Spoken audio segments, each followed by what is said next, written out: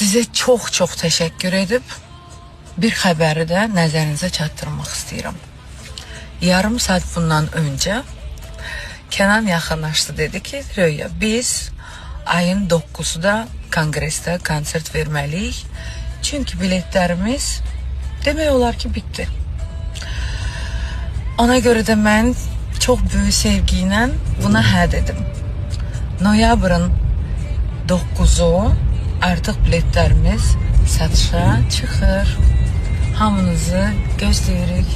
Sizi çox sevirəm. Gəlin bir yerdə əylənək. Salam değerli izleyicilerim, kanalıma hoş geldiniz. Xalq artisti Röya Ayxan sosial şəbəkə paylaşımında pərəstişkarlarına təşəkkür edib və yeni xəbərini bölüşüb. Sənətçi bildirib ki, 7 noyabrda Bakı Konqres Mərkəzində baş tutacaq 25 illik yubiley konsertinin biletləri demək olar ki, tükənib.